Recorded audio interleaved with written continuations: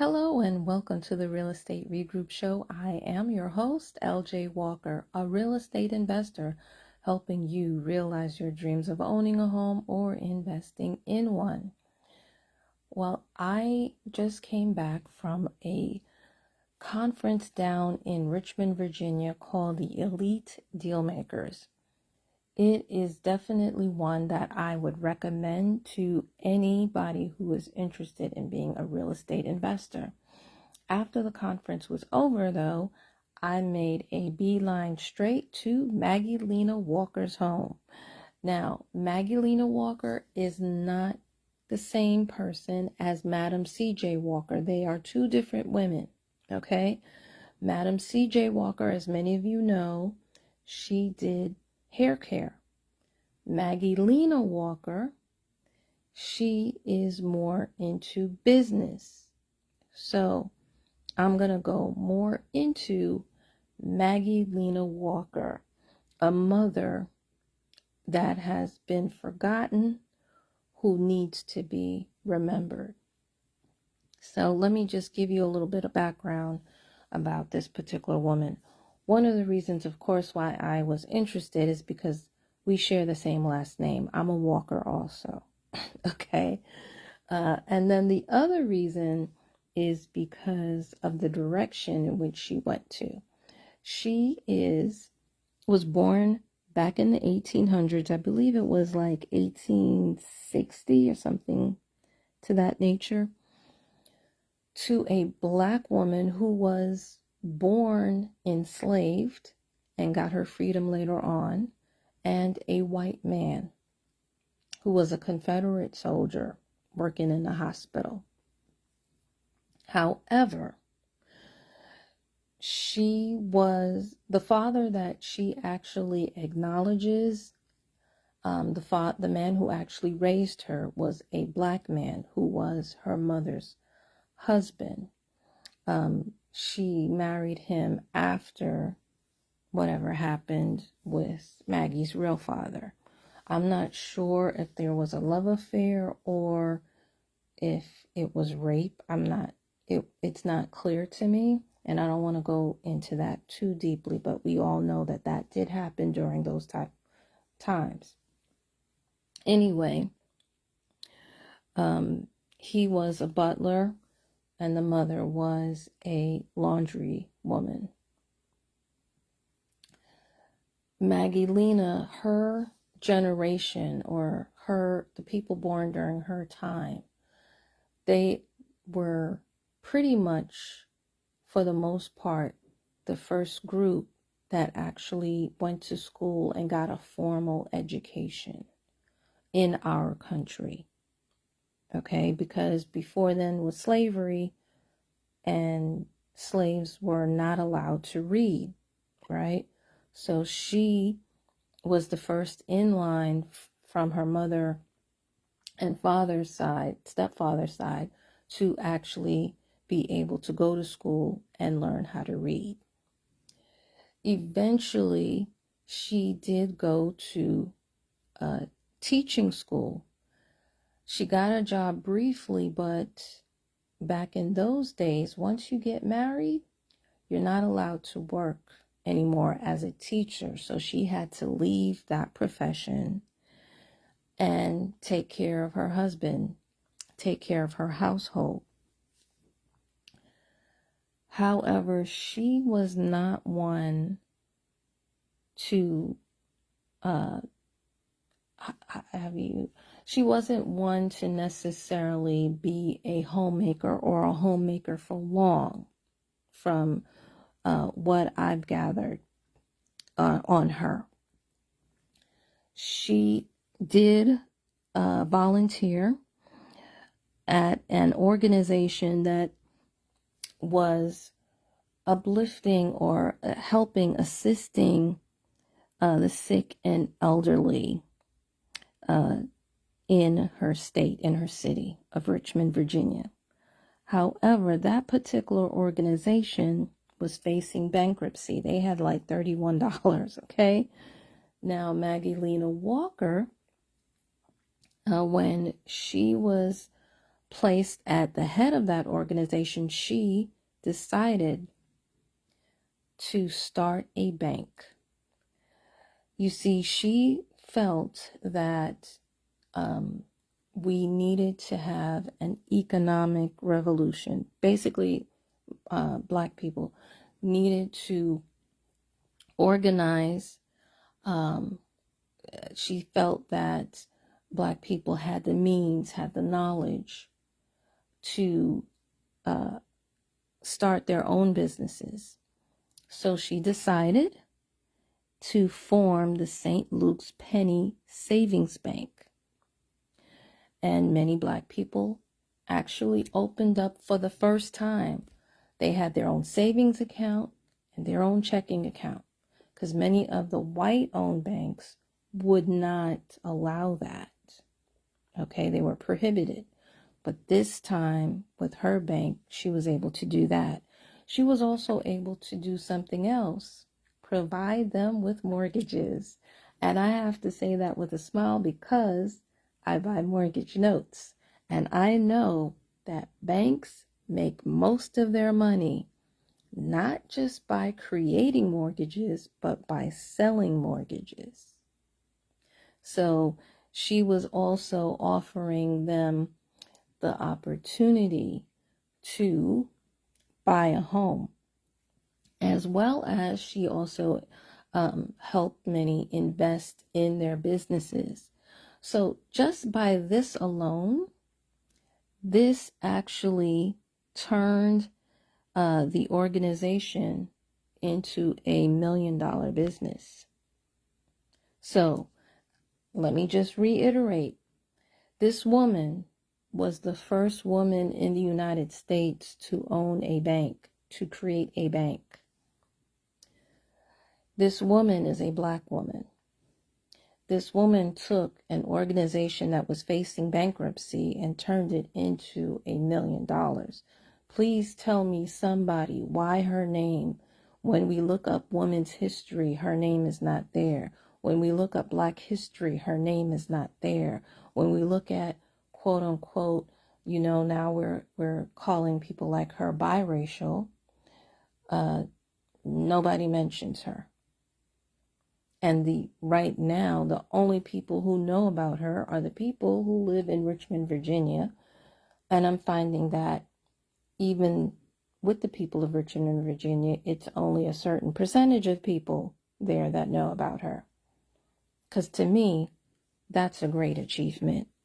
But no, I'm not going to stop there.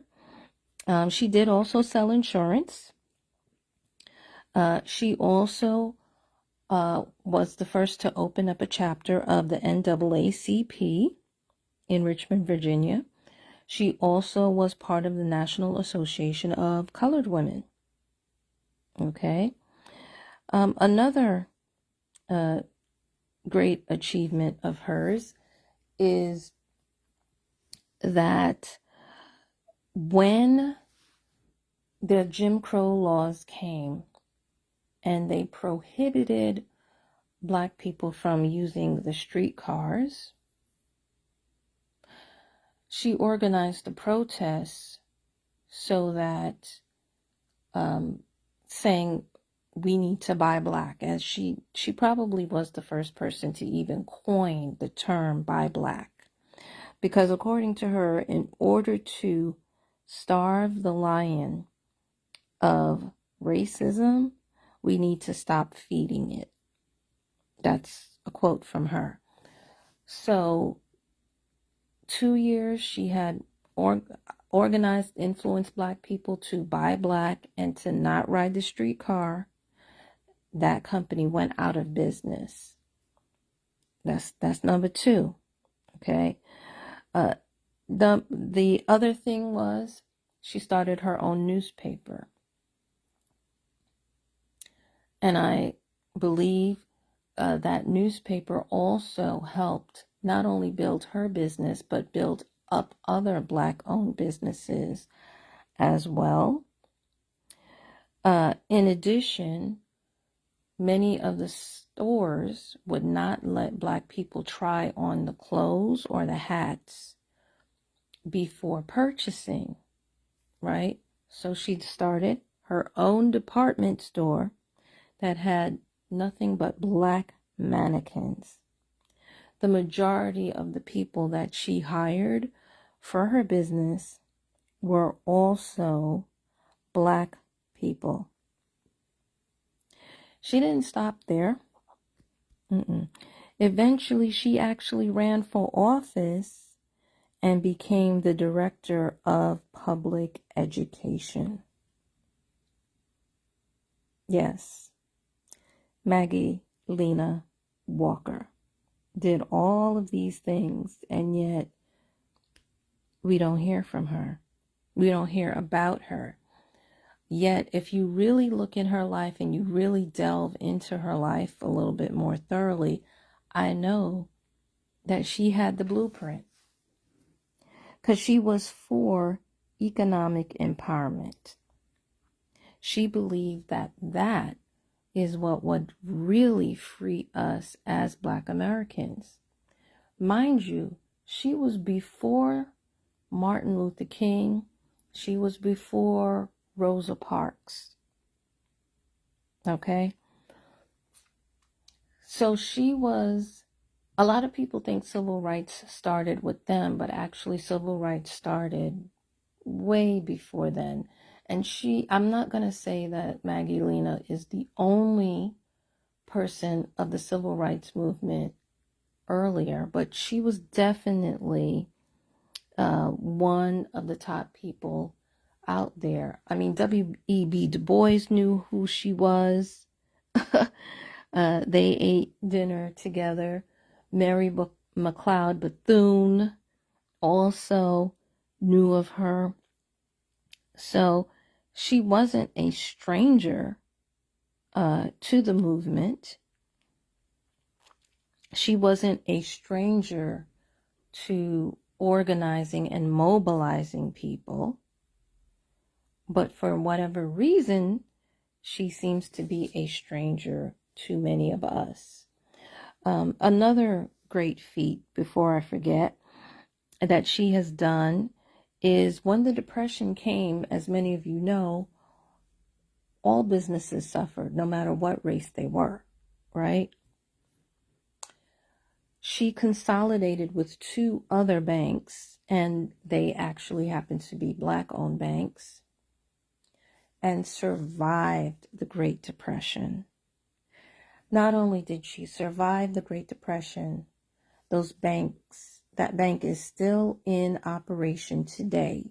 You can still go down to Richmond, Virginia.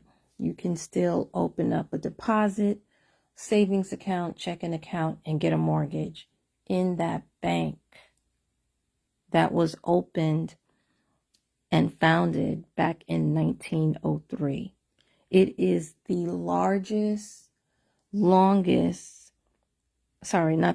it is the longest running Black bank in the United States of America. I want that to just sink in for a second. Let that sink in. Yet she is not taught in the schools here in New York or in many other large cities across the nation. She's not even taught in Virginia Beach. And my company was created in Virginia Beach. I know people there.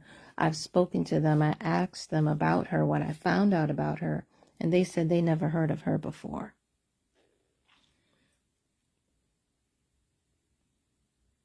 I think that's really sad. Because if you look at her life, and I want you guys I'm not going to give everything away, but if you look at her life, this woman who was admired by the Roosevelts, this woman who, when she died, they say everybody in the city of Richmond came out, who won medals. This woman is unknown to many of us today. All right? So with all these great feats, I feel as though she deserves some type of acknowledgement. All right. Now, let me talk about the house before I forget. So, the house on the outside looked rather small, but when I went inside, I realized, oh wow, this is huge. Okay, this house, it has a lot of rooms. Now, originally, it did not have another floor. She added a floor. What I did find very interesting is, unlike how many people tell their kids at 18 you need to leave, particularly African Americans, it wasn't that way in her home. She lived with her mother, her husband, her two sons. When her two sons got married, they didn't move out the house. They stayed in the house. She also adopted a child from, I believe the child was from her father's side of the family. And that child got married, had kids, and they had their own room, if you will. She built an upstairs to the property and added on more rooms. As the family grew, she just added more rooms instead of moving out. Now, some of the other people in the family, like, they were doctors. They they had good jobs. They could buy their own house. But no, all 12 of them, she, her sons, the grandkids, and even the great-grandkids all lived in the same house. So I found that really fascinating, the family dynamic that existed there. The other thing that was quite interesting to me is she did suffer from diabetes. It unfortunately took away her ability to walk, so she was on a wheelchair. Miss Lena Walker built an elevator. Even in today's world, you don't see too many houses with elevators in them. So I thought that that was definitely a very unique feature. And I'm still fascinated. I still want to know more. Like, I want to meet the family that is surviving. I'm definitely doing a DNA test because maybe I'm not related to her, because the Walker actually comes from the husband. But yeah, it is a very, very interesting story. I would love for them to do a movie on this, because I really do believe that there's a little bit more to it. And I want to study, because I know that this woman has the real blueprint. See, I look at people's lives, I look at their successes and their failures, and then I analyze and I see what I can do and what I can't do, and I put it together. So that's what piqued my curiosity about her. And I wanted to honor her this Mother's Day for all that she's done by doing this particular video. So guys, I hope you're inspired by this as well. Please, please, please share this with your friends, with your enemies. Remember, each one, reach one, teach one. Bye for now. Until next time, have a good night.